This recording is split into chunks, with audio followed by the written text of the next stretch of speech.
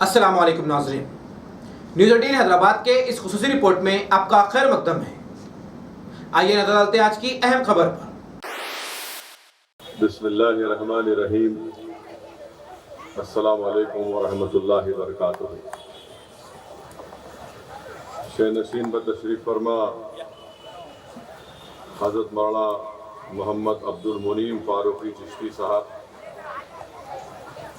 حضرت مولانا طیب صاحب، حضرت مولانا تجمل احمد صاحب،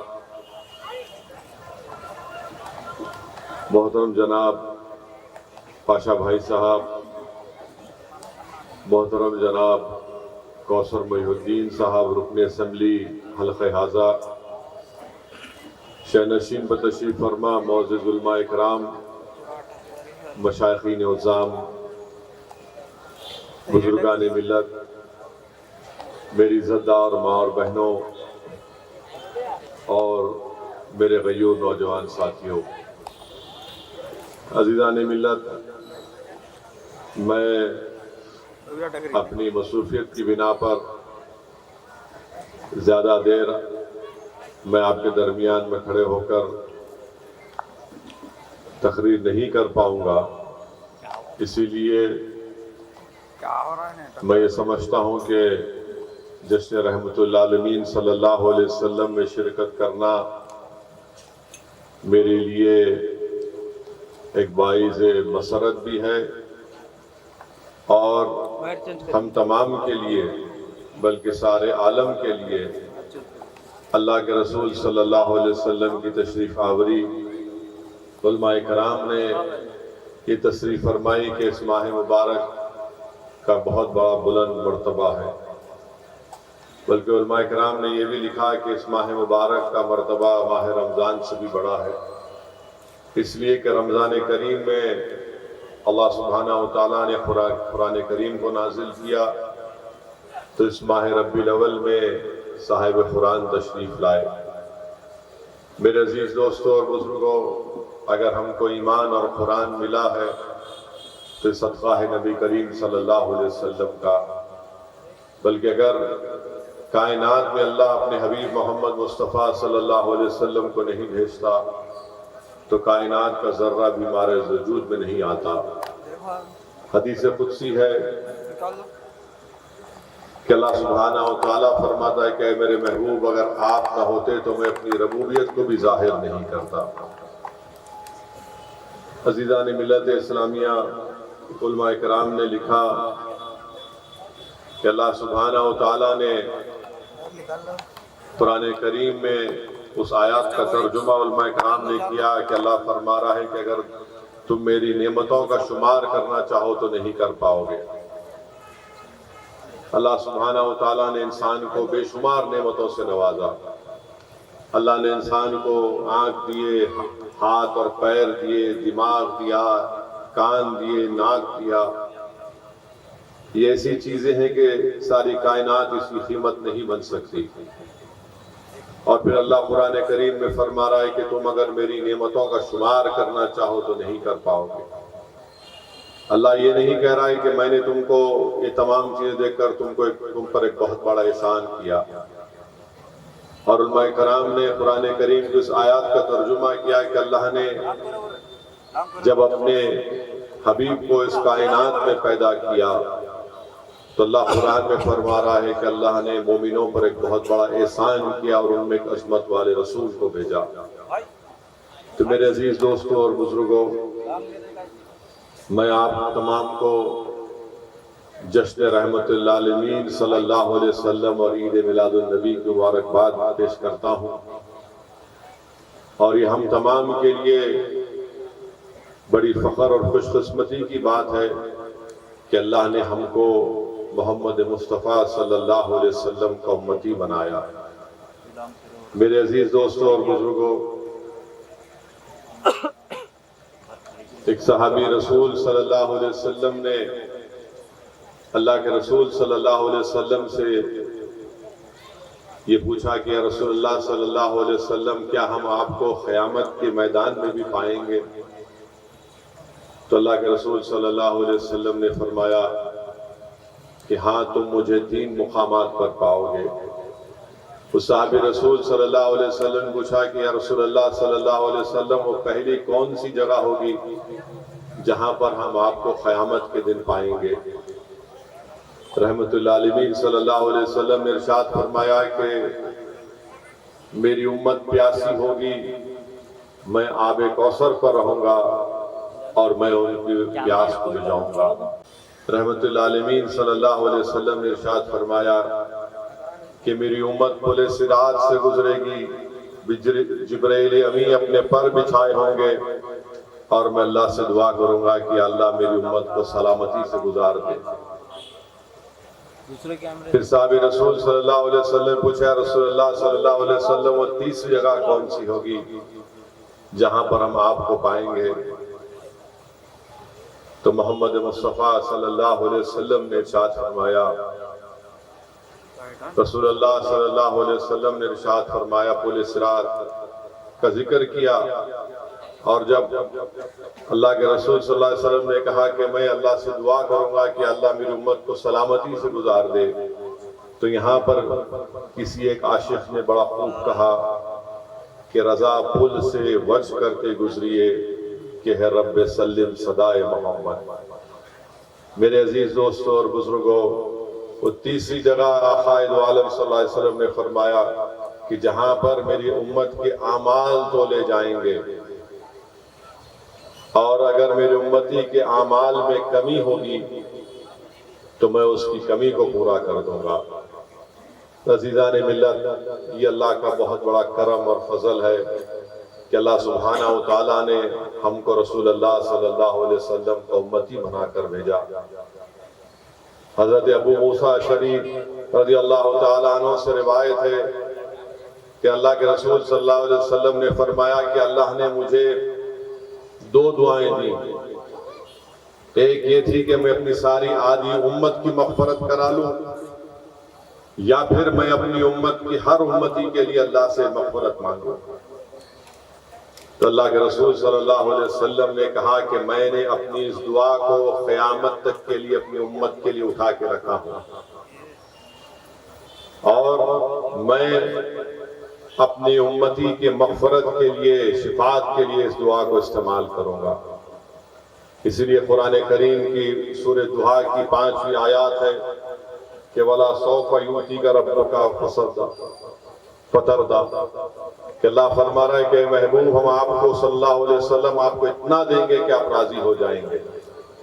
امام آلوسی رحمت اللہ علیہ لکھتے ہیں کہ کسی عراق کے کسی شخص نے جا کر امام باقر، امام زین العابدین کے فرزند سے پوچھا کہ امام باقر کیا یہ شفاعت کی دعا سچ ہے؟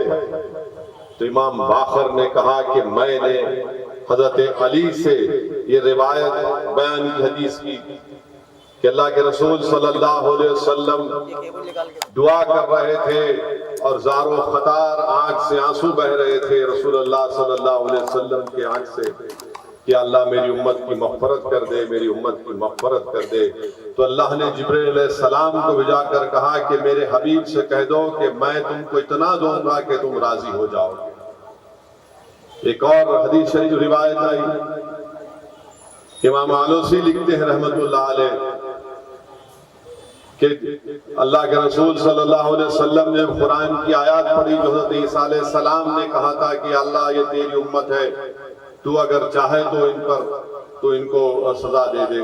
تو اللہ کے رسول صلی اللہ علیہ وسلم کی آنکھ سے آنسو نکلنا شروع ہو گئے کہ اللہ میری امت، میری امت، میری امت۔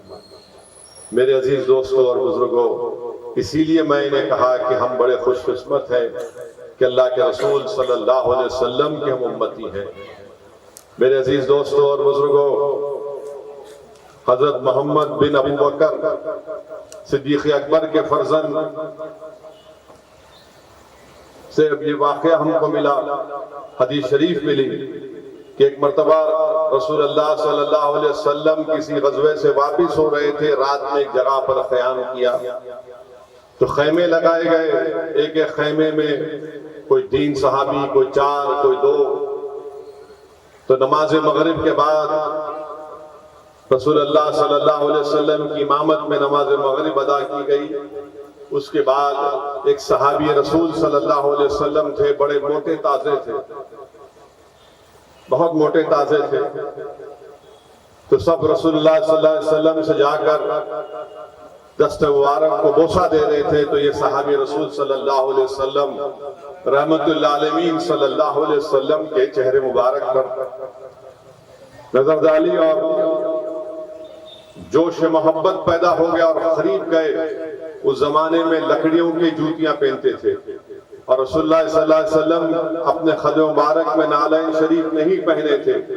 یہ صحابی رسول جو موٹے تازے تھے، جذبات میں جوش میں رسول اللہ صلی اللہ علیہ وسلم کے اتنا قریب ہو گئے کہ اپنا پیر رسول اللہ صلی اللہ علیہ وسلم کے قد مبارک پر رکھ دیا اور ہاتھ نہیں چھوڑ رہے تھے، چوم رہے تھے. تو اللہ کے رسول صلی اللہ علیہ وسلم کو تکلیف ہوئی تو رسول اللہ صلی اللہ علیہ وسلم نے اپنی چھڑی سے اس صحابی رسول کے پیٹ پر چبائی کہ مجھے تکلیف ہو رہی ہے. وہ جب ان کو خیال آیا کہ یہ مجھ سے میں نے یہ کر دیا تو ندامت کیے، بہت پریشان ہو گئے. پھر رات میں جب واپس گئے تو خوب رات بھر روئے کہ مجھ سے کیا ہو گیا، مجھ سے یہ کیا ہو گیا. رات ہو گئی، عشاء کی نماز پڑھ کر دلی چلے گئے. رات بھر روتے رہے کہ میں نے یہ کیا کر دیا رحمت اللہ علیہ صلی اللہ علیہ وسلم سے. تو فجر سے پہلے سحری کے وقت حضرت بلال اس خیمے پر آتے ہیں اور آ کر پوچھتے ہیں کہ وہ شخص کہاں ہے، وہ صحابی رسول کہاں ہے جس نے کل رسول اللہ صلی اللہ علیہ وسلم کے ختموں کو دبا دیا تھا. اب یہ اور کانپتے ہیں، تھرتھراتے ہیں کہ کہیں اللہ نے میرے تعلق سے قرآن کی آیات تو نازل نہیں کر دی. وہ صدیق اکبر کے فرزند سے کہتے ہیں کہ آپ اپنے والد سے کہہ کر میری سفارش کروائیے. حضرت بلال کہتے ہیں کہ اللہ کے رسول صلی اللہ علیہ وسلم نے تمہیں بلایا ہے. وہ ڈرتے ہوئے کانپتے ہوئے رسول اللہ صلی اللہ علیہ وسلم کے پاس گئے تو اللہ کے رسول صلی اللہ علیہ وسلم نے یہ فرمایا کہ میں تم کو عشاء میں بلانا چاہ رہا تھا مگر شاید آپ تھکے ہوئے تھے، مگر مجھے معلوم ہے کہ سحری کے وقت آپ اٹھیں گے تہجد کی نماز کے لیے تو میں نے بلایا ہے. وہ کام کے کہتے ہیں اللہ رسول اللہ صلی اللہ علیہ وسلم فرمائیے اللہ کے رسول صلی اللہ علیہ وسلم کے جملے کیا ہے. دیکھیے آپ اپنی زبان مبارک سے رحمت اللہ علیہ ارشاد فرماتے ہیں کہ میں کل رات بھر نہیں سو پایا ہوں، میں نے تجھ سے بہت بڑی غلطی کر دی. وہ صحابی رسول بولتے ہیں رسول اللہ صلی اللہ علیہ وسلم غلطی تو مجھ سے ہوئی ہے، میں نے اس طرح کی حرکت کر دی کہ میں آپ کے پیر کو دبا دیا. اللہ کے رسول صلی اللہ علیہ وسلم نے فرمایا کہ تو نے دیکھ کر میرے پیر کو نہیں دبایا مگر میں نے تیرے پیٹ کو دیکھ کر چھڑی سے اس کو چبایا تھا. کیا تو اللہ کے لیے مجھے معاف کر دے گا؟ وہ صحابی رسول روتے ہیں، بولتے رسول اللہ صلی اللہ علیہ وسلم میں کیسا کروں گا؟ تو بولے نہیں بولو. تو بولتے رسول اللہ صلی اللہ علیہ وسلم ہمارے ماں باپ ہماری جان آپ پر قربان، آپ کا جو حکم ہم مانیں گے. تو رسول اللہ صلی اللہ علیہ وسلم فرماتے کہ میں راضی نہیں ہوں. وہ صحابی رسول بولتے ہیں کہ رسول اللہ صلی اللہ علیہ وسلم کیوں آپ راضی نہیں ہیں؟ بولے میں اس وقت راضی ہوں گا جب جو اس جنگ کو جیتنے کے بعد جو 5ویں حصے میں مجھے 80 اونٹ ملے وہ تجھے اس کو قبول کرنا پڑے گا. اللہ کے رسول صلی اللہ علیہ وسلم اس صحابی رسول کو 80 اونٹ دے دیتے ہیں. میرے عزیز دوستوں اور بزرگوں، یہ رحمت اللہ علیہ صلی اللہ علیہ وسلم ہے. ایک اور حدیث شریف میں آیا مسند امام احمد بن حنبل میں کہ رسول اللہ صلی اللہ علیہ وسلم ایک صحابی رسول تھے، ان کا نام ظاہر تھا. رسول اللہ صلی اللہ علیہ وسلم کے لیے وہ گاؤں سے سبزی لا کر دیتے تھے اور رسول اللہ صلی اللہ علیہ وسلم ان سے بے پناہ محبت کرتے تھے. ایک اور کہتے تھے صحابیوں کو بٹھا کر کہ میرا سجن ہے.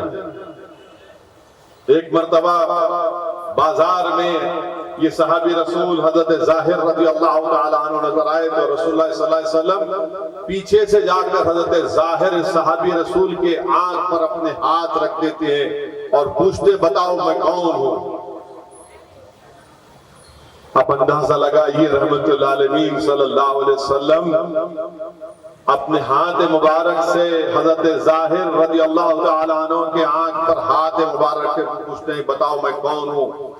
حضرت ظاہر کر کہتے ہیں آپ وہ ہیں، اگر آپ جس گلی سے گزرتے ہیں تو آپ کی خوشبو سونگھ کر ہم کہتے ہیں کہ محمد صلی اللہ علیہ وسلم اس گلی سے گئے۔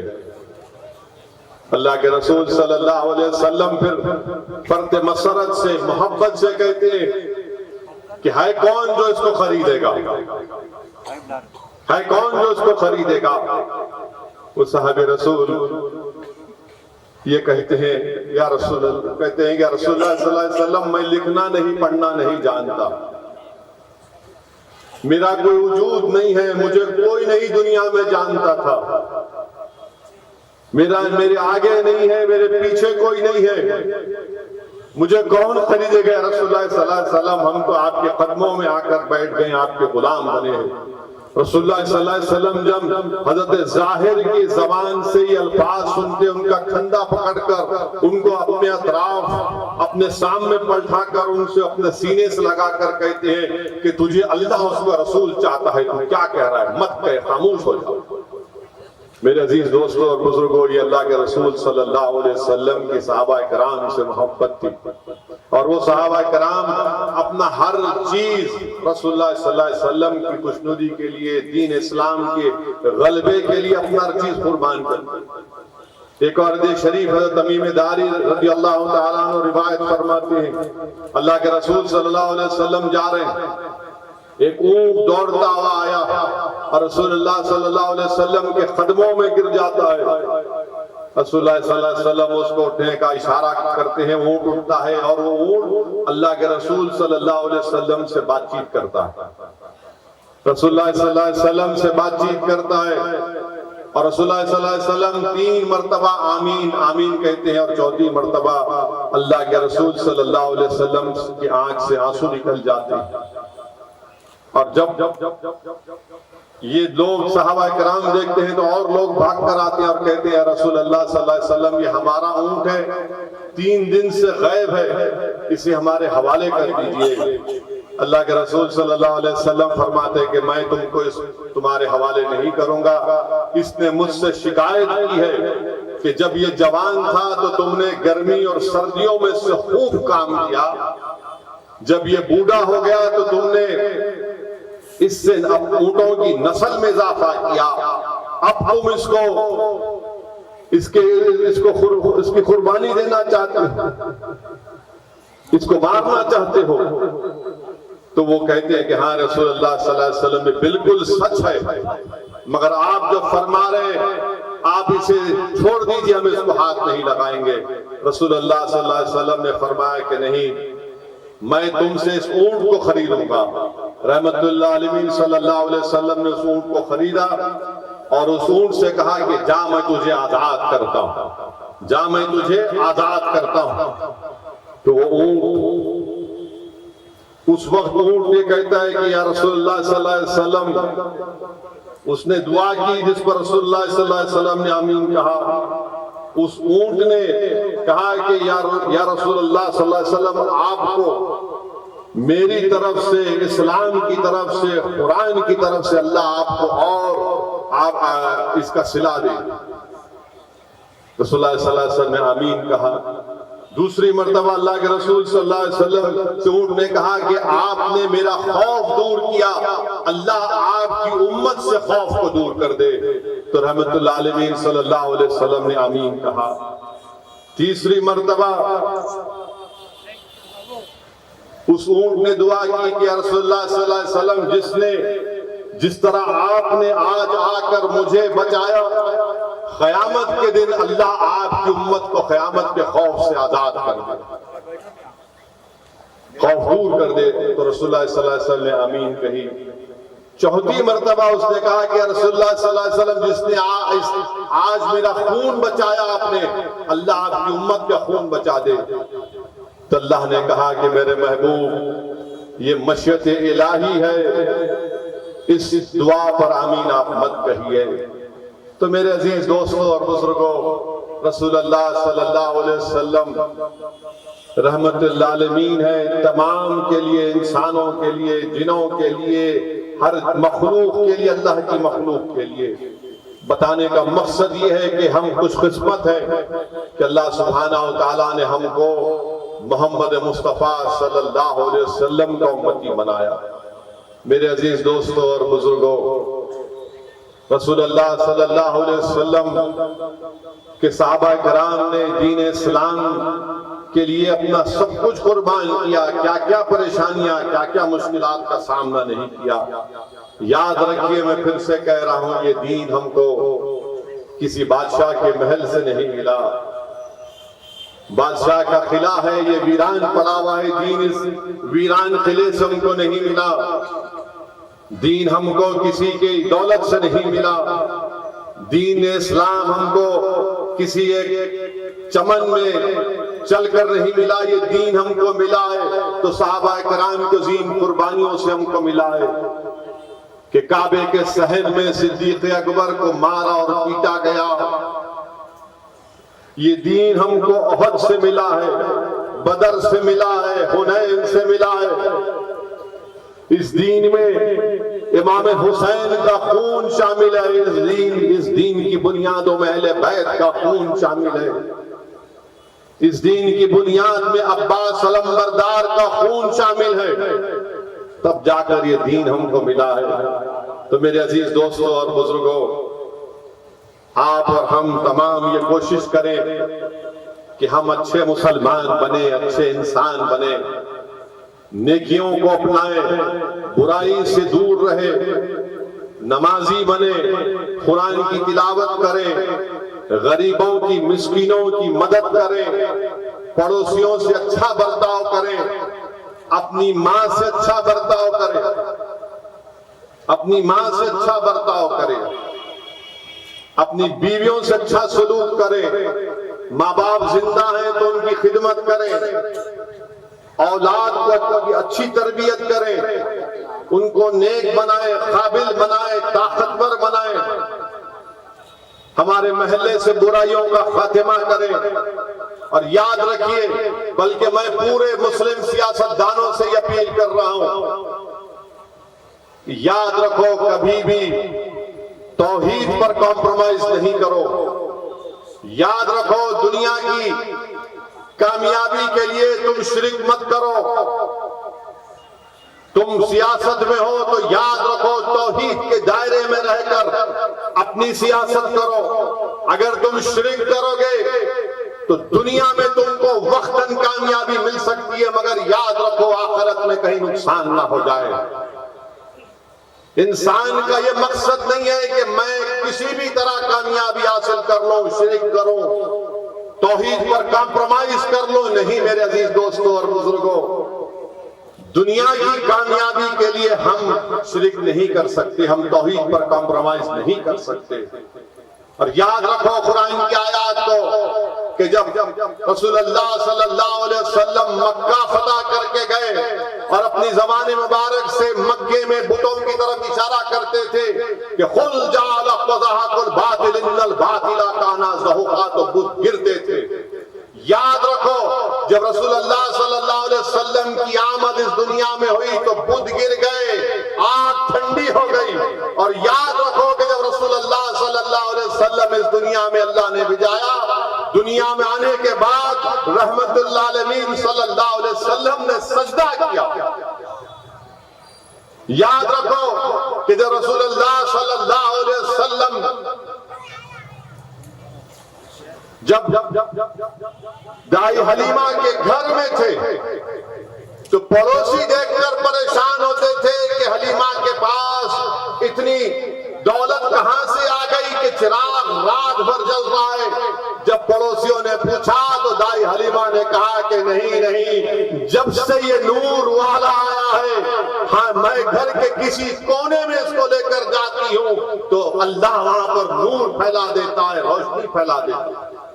تو میرے عزیز دوستوں اور بزرگوں، اس بات کا آپ کو خیال رکھنا ہے، کیونکہ یہ مجلس اتحاد المسلمین کا ایک جلسہ ہے۔ میں آپ سے اپیل بھی کرنا چاہوں گا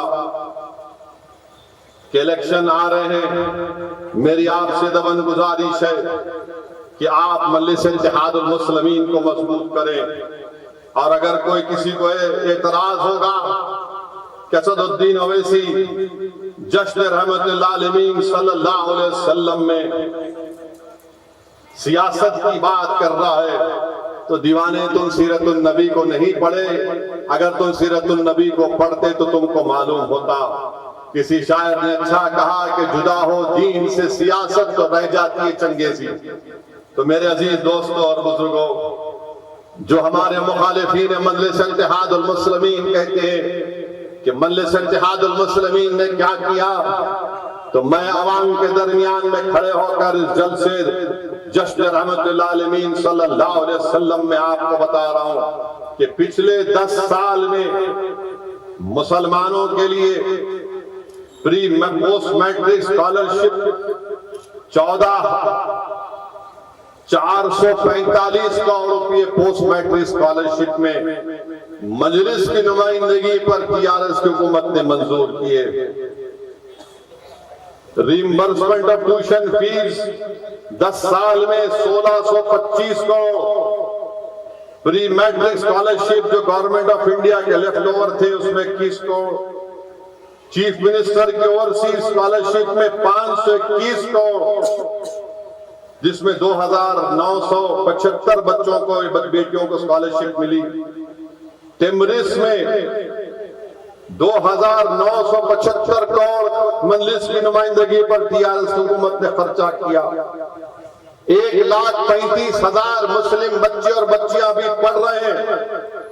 6 سال میں 80,000 مسلم بچے اور بچیاں 12ویں جماعت کی تعلیم مکمل کر کے نکل چکی ہیں۔ 1,35,000 ابھی پڑھ رہی ہیں۔ 80,000 6 برس میں 12ویں جماعت مکمل کر کے الحمدللہ نکلی ہیں۔ سینٹر فار ایجوکیشن ڈیولپمنٹ میں ویریس امتحانوں کی کوچنگ کے 14 crore, minority study circle civil service various group میں 17 کروڑ، یعنی pre matric reimbursement of tuition fees, pre matric scholarship, CM overseas, TMREIS, CEDM، minority study circle کو ملا لیں گے تو 10 سال میں صرف تعلیم کے اوپر مجلس اتحاد المسلمین کی نمائندگی پر کے چندر شیکھر راؤ نے 5,617 کروڑ روپے خرچہ کیے۔ 5,617 کروڑ روپے، اور کتنے مسلم بچے اور بچیوں کو فائدہ ہوا اس میں؟ اس 8 اسکیم میں 27,34,628 بچے بچیوں مسلم بچے بچوں کو فائدہ ہوا۔ 27,34,628 کو 5,617 کروڑ خرچہ ہوئے، اور مخالفین مجلس کے پاس اس کا کوئی جواب نہیں۔ پھر اب آپ آ جائیے شادی مبارک میں 10 سال میں 2,225 کروڑ دیے گئے ہیں، جس میں سے قریب 2,65,931 ہماری بہنوں کی شادی کے پیسوں کو دیے گئے ہیں۔ امام اور موزم کا جن کو تنخواہیں دی گئی ہیں، اب اس کو بڑھا کر 17,000 امام اور موزنوں کو تنخواہ دی جا رہی ہے، اس کا بقایا ہے وہ مل جائے گا انشاءاللہ۔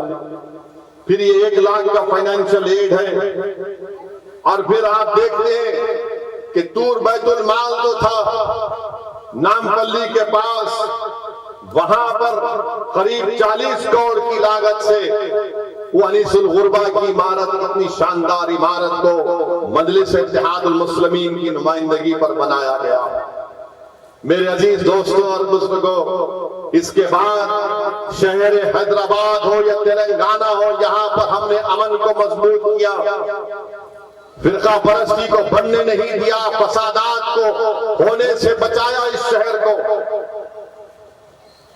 اور پھر آپ یہ بھی جانتے ہیں کہ فسادات کو نہیں ہونے دیا، ہاں 2-3 جگہ پر ایسے حادثات ہوئے ہیں جس کا ہم کو تکلیف ہے، مگر مجموعی طور پر تلنگانہ میں کوئی فساد نہیں ہوا۔ یہ کام مجلس اتحاد المسلمین نے کیا، مجلس کے 7 MLA نے کیا، اور مخالفین مجلس کے پاس اس کا کوئی جواب نہیں سوائے اس کے کہ گالی دو، اسد الدین اویسی کو گالی دو، میرے ویڈیوز بنا کر ڈالتے ہیں، میرے چہرے کو بگاڑ دیتے ہیں، میری ٹوپی کو اتار کر میرے ماتھے کے اوپر جو میں اپنا ماتھا اللہ کی بارگاہ میں سجدے میں گراتا ہوں، اپنے گناہوں کی بھیک مانگتا ہوں، اس ماتھے پر نشان لگاتی ہیں۔ یہ مخالفین مجلس اتحاد المسلمین کے کارنامے کیا کیا بولے جاتے ہیں، مگر یاد رکھو مجھے اس کا کوئی اثر نہیں ہوتا، اس لیے نہیں ہوتا کہ رسول اللہ صلی اللہ علیہ وسلم کو طائف کے سفر میں کیا ہوا تھا، مجھے اس پر اس لیے تکلیف نہیں ہوتی کہ صدیق اکبر نے تکلیف اٹھائی، مجھے اس لیے تکلیف نہیں ہوتی کیونکہ میری تکلیف کچھ بھی نہیں ہے جب میں امام حسین کی شہادت کو، اہل بیت کی شہادت کو دیکھتا ہوں۔ میرے عزیز دوستوں اور بزرگوں، جنگ موطا میرے سامنے ہے، احد کا میدان ہمارے سامنے ہے، جنگ خندق ہمارے سامنے ہے کہ صحابہ ایک ایک پتھر اپنی پیٹ پر باندھے ہیں تو آقا 2 پتھر اپنے پیٹ پر باندھے۔ میرے عزیز دوستوں اور بزرگوں، میری آپ سے صرف یہی اپیل ہے، یہ جماعت آپ کی ہے، جماعت کو اور مضبوط کریے۔ لوگ مجلس پر، مجلس کے قائدین پر جو چاہے اپنی زبان سے کہے جاتے ہیں، مگر الحمدللہ اللہ کا کرم اور فضل ہے، صدقہ نبی کریم صلی اللہ علیہ وسلم کا، کہ ہم اپنے مقصد میں اٹل ہیں، ہم اپنی کام میں اٹل ہیں، اور ہمارے پیروں کو کوئی ڈگمگا نہیں سکتا، ہمارے حوصلوں میں کبھی کمی نہیں آئے گی۔ تم جتنا ہم کو گالی دو گے، جتنا تم جھوٹ بولو گے، اتنا ہمارا حوصلہ عزم بڑھے گا۔ میرے عزیز دوستوں اور بزرگوں، مجھے کسی نے، ہمارے ایک مجلس کے پرانے چاہنے والے نے مجھ سے آ کر گھر پر مل کر کہا کہ اسد الدین اویسی صاحب آپ کیوں جاتے ہیں سارے ہندوستان میں، کیا ضرورت ہے آپ کو جانے کی، آپ کیوں جاتے ہیں اتر پردیش، کیوں جاتے ہیں بہار، مہاراشٹر، جھارکھنڈ، کرناٹکا، دلی، کیوں جاتے ہیں؟ آپ کی گاڑی پر گولیاں چلائی گئی، آپ پر الزام لگاتے ہیں لوگ کہ آپ خدا سے ملے ہوئے ہیں، پرانے مجلسی تھے، سالار کے دور کے بہترین ساتھی تھے۔ انہوں نے مجھ سے آ کر بڑی ہمدردی سے مجھ سے کہا، میرا ہاتھ پکڑ کر کہا کہ اسد بابا مت جاؤ، بس کرو، یہ کیا بولتے ہیں لوگ۔ تو میں نے ان سے کہا کہ آپ کی ہر بات کو میں اپنے بڑی عزت سے اپنی نگاہوں پر رکھتا ہوں۔ میں نے ان سے کہا کہ میں نے بہت بڑے عالم دین سے سنا کہ امام حسین کربلا کیوں گئے تھے، امام حسین کربلا کیوں گئے تھے، امام حسین کس فکر میں کربلا کو گئے تھے۔ میں نے اس پرانے ہمارے مجلس کے قائد سے کہا کہ امام حسین ایک فکر لے کر گئے تھے، امام حسین نے ایک پیغام دیا ہم تمام کو کہ ظالم کے آگے نہیں جھکنا، ناانصافی کے خلاف آواز اٹھانا، مظلوم کا ساتھ دینا، طاقت کے آگے سر نہیں جھکانا، اپنے حق کے لیے سچا، اگر سچ ہو، حق پر ہو تو لڑو، مقابلہ کرو۔ میں نے ان سے کہا کہ یہی چیز میرے سامنے ہے۔ انہوں نے کہا کہ پھر سے گولیاں چلیں گی، میں نے کہا میں مرنے تیار ہوں، خدا کی قسم کھا کر کہہ رہا ہوں کہ میں مرنے تیار ہوں، اپنی جماعت کے لیے، غریب اور مظلوموں کے لیے۔ میری زندگی کی کوئی قیمت نہیں ہے، یہ اللہ کا کرم ہے کہ اللہ نے مجھے رسول اللہ صلی اللہ علیہ وسلم کا امتی بنایا، یہ اللہ کا کرم ہے کہ اللہ نے مجھ جیسے بیکار کو، ناقص کو مجلس کا ایک سپاہی بنایا، کہ میں آج مظلوم عوام کے لیے، مسلمانوں کے لیے، غریبوں کے انصاف کے لیے کونے کونے میں جاتا ہوں، ورنہ مجھ میں کیا قابلیت ہے۔ میں یہ حیدرآباد کے گلی کوچوں میں پھرنے والا ایک نوجوان تھا، مجھے بھی اندازہ نہیں تھا کہ اللہ مجھے یہاں تک پہنچائے گا. یہ دعا ہے میرے ماں باپ کی، میرے مرحوم والد کی. یہ دعا ہے اولیاء اللہ کے اہل دل کی. یہ دعا ہے علماء کرام کے جن کے ہاتھوں کو میں بڑی عزت سے چومتا ہوں. یہ دعا ہے جامع نظامیہ کے مرحوم حضرت طاہر رضوی صاحب قبلہ رحمت اللہ علیہ کی، شیخ الحدیث کی، خواجہ شریف صاحب رحمت اللہ علیہ کی. بہت بڑے بڑے علماء کرام کے ہاتھ چومتا ہوں اور ان سے کہتا ہوں کہ بس آپ ایک ہی دعا کرو میرے لیے، میرے ایمان کی سلامتی کے لیے. جو لوگ آج مجھ پہ الزام لگاتے، لگاؤ، مجھے کوئی فکر نہیں ہے، مگر یاد رکھو ایک دن جب میدان ہوگا نا، جب اللہ سب کا فیصلہ کرے گا، رائے برابر چیز کا فیصلہ کرے گا، تم جب تیار رہنا، تم جب تیار رہنا، مجھے اس کی کوئی فکر نہیں ہے. میرے عزیز دوستوں اور بزرگوں، آج صالح نگر کنچا میں پچھلے 4-5 دن سے مختلف دورے چل رہے ترقیاتی کاموں کے. میں جب قلعہ گولکنڈہ میں داخل ہوا تو مجھے یاد آیا کہ برسوں پہلے قائد سالار ملت کے ساتھ میں آتا تھا. میری عمر 12-13 سال کی ہوگی. اس زمانے میں جلسے رات کے 3-3 بجے تک چلتے تھے. مجھے قائد یاد آئے، میرے والد مرحوم یاد آئے. میں بیٹھا تھا گاڑی میں. انسان ہوں میرے بھائی، ظاہر ہے جس کے والد نہیں ہوتے دنیا میں، ہر اگر بیٹا ہوگا تو اس کو بیٹی ہوگی تو اس کے اپنے باپ ماں یاد آئے. مجھے بھی یاد آئے. سالار کی باتیں دماغ میں آنا شروع ہو گئی. ہم اتر کر افتتاح کر رہے تھے مجرا. آپ جب اپنے والدین کے والد کو یاد کرتے ہیں تو تھوڑا آپ خاموش ہو جاتے ہیں. ہم اترے تو اچانک ایک ضعیف بزرگ کو میں دیکھا. میرا ہاتھ پکڑ لیے، بولے اب تمہارے کو نہیں چھوڑوں گا، میری دکان پہ چلو. اور اتنی دعائیں دیے مجھے، اتنی دعائیں دیے کہ اللہ تمہارے کو سلامت رکھے، اللہ تمہاری حفاظت کرے. میرے بھائی، وہ میں جانتا نہیں کون ہے وہ شخص، مگر میرے دل کو چیر کے رکھ دیے ان کے الفاظ، ان کی محبت، ان کی شفقت میرے حوصلے میں اضافہ کر دیا، میرے عزم میں اضافہ کر دیا کہ یہ بزرگ اگر میرے ساتھ ہے، ان کی دعائیں میرے ساتھ ہے تو میں پہاڑوں سے ٹکراؤں گا، ڈروں گا نہیں کبھی کسی سے انشاءاللہ. میرے عزیز دوستوں اور بزرگوں، یہ مجلس اتحاد المسلمین کی محبت ہے جس کو یہ لوگ سمجھ نہیں سکتے. ارے تم گالی دو، جھوٹ بولو، جو کرتے کر لو، جب تک اللہ زندہ رکھے گا ہم تمام کو، ہم اپنی جماعت کے لیے کام کرتے رہیں گے. اب یہ تلنگانہ کا کانگریس کا صدر چمٹی کو بھی پر نکل گئے.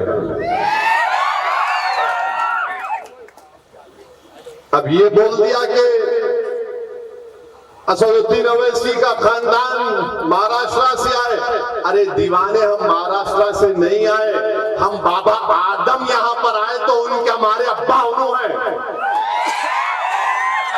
تو پورا ہندوستان ہمارا ہے. بابا آدم یہاں آئے تو ابا کی زمین میں بیٹے کا حق نہیں ہوگا کیا؟ تم کہاں سے آئے بتاؤ؟ میں تو بابا آدم کا نسبت بتا دیا. بولو تم کہاں سے آئے، کدھر سے آئے تم؟ یاد رکھو تم میری زبان کا مقابلہ نہیں کر سکو گے، مگر آپ کو بتانے کے لیے کہہ رہا ہوں کہ یہ کانگریس کا یہ لیڈر جو تلنگانہ کی کانگریس کا صدر ہے، اس کی زبان سے نکلنا کہ یہ تلنگانہ کے نہیں ہے، یہ RSS کی زبان ہے کہ مسلمان ہندوستان کے نہیں ہے، اسلام بھارت کا نہیں ہے، اسلام باہر سے آیا. یہ سوچ ہے اس جماعت کے صدر کی.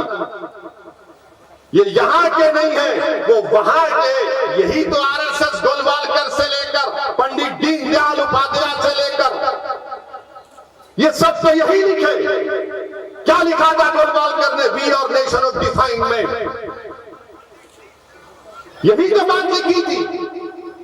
RSS کے سر سنچالک کے بیانات پڑھ لو آپ، پچھلے 40 سال 50 سال پرانے. وہ یہ کہتے ہیں کہ مسلمان اسلام اس ملک کا نہیں ہے، باہر سے آئے. تو وہی زبان میں یہ کہہ رہا ہے کبوتر. मगर याद रखो तुम्हारी इन बातों से कोई फर्क नहीं पड़ेगा। हाँ, तुमने तुम्हारे दिल और दिमाग पर जो नफरत है मुसलमानों के लिए तुमने जाहिर कर दिया। तेलंगाना के तमाम मुसलमानों को बता दिया कि तुम बोलोगे तो गोलवालकर की जबान में बोलोगे, तुम बोलोगे तो दीनदयाल उपाध्याय की जबान में बोलोगे, तुम बोलोगे तो आरएसएस की किताबों में जो जहर लिखा गया उसको तुम अपनी जबान से बोलोगे। तो याद रखो, हम आरएसएस से 70 साल से मुकाबला करते आ रहे हैं, तुम नहीं करे। और ये कौन था ये सदर इनका? 1999 में आपको याद होगा जब मरहूम सैयद सज्जाद असेंबली का इलेक्शन लड़े, ये कांग्रेस का सदर किशन रेड्डी के साथ काम कर रहा था बीजेपी के लिए। मैं देखा अपनी आंखों से इसको देखा मैंने। कहां पर? ये गुड्डी मलकापुर की मार्केट उस वक्त का इलाका कारवान में था, वहां पर फिर रहा था किशन रेड्डी के साथ। अब हमको बोल रहे हैं, हमको सबक। याद रखो, तुम्हारा पूरा शिजरा हमारे पास है। तुम कब थे 1999 में? तुम्हारी जवानी में तुम एबीवीपी में थे, वहां से निकलकर तुम गए आरएसएस में थे, फिर तुम बीजेपी में आए, फिर बीजेपी में थे तो आरएसएस ने कहा कि नहीं अब तुम चंद्रड़ू के पास चले जाओ जो जेल में है। तो चंद्रड़ू के पास गए, जब चंद्रड़ू का मामला खत्म हुआ तो कूद गए कांग्रेस में। तो कांग्रेस ऐसे लोगों को लेती है जो आरएसएस की जबान में बोलते हैं। तो मेरे अजीज दोस्तों और बुजुर्गों, मेरी आपसे ही गुजारिश है कि मजलिस इत्तेहादुल मुस्लिमीन को मजबूत रखिए। ये आपकी आवाज है, ये आपकी ताकत है। और बहुत सी चीजें आएंगी इलेक्शन के दौरान में। हमारे काम आपके सामने है, कारवान में तरक्याती काम आपके सामने है। हल्के असेंबली कारवान में 290 करोड़ की लागत से सीवरेज का काम हो रहा है और मुझे यकीन है कि जब ये काम पाए तकमील को पहुंचेगा इंशाअल्लाह तो कारवान के 90% इलाकों में नई सीवरेज लाइन की वजह से गंदगी का खात्मा होगा। हमारे एमएलए, हमारे अराकीन, हमारे सदर मोतमदीन मेहनत कर रहे हैं कि और तरक्याती काम हो। मुझे यकीन है कि इंशाअल्लाह ताला वो तमाम काम पाए तकमील को पहुंचेंगे।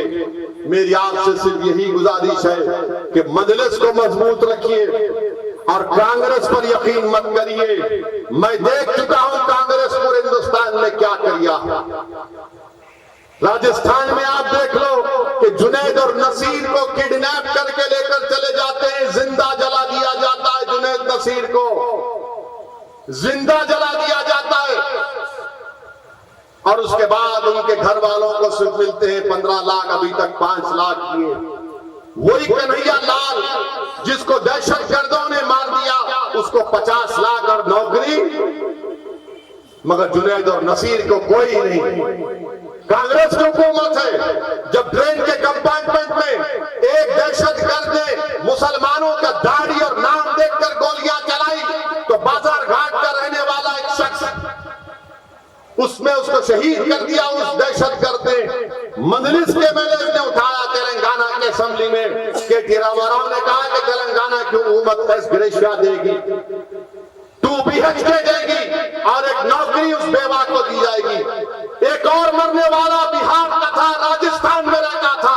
बताओ कांग्रेसियों, जब तेलंगाना की हुकूमत एक मुसलमान की बेवा को जिसको एक दहशतगर्द ने मारा उसको नौकरी दी, 2 BHK दिया, एस ग्रेशिया दिया, तो तुम्हारी हुकूमत राजस्थान में कुछ नहीं दिए। क्यों नहीं दिए?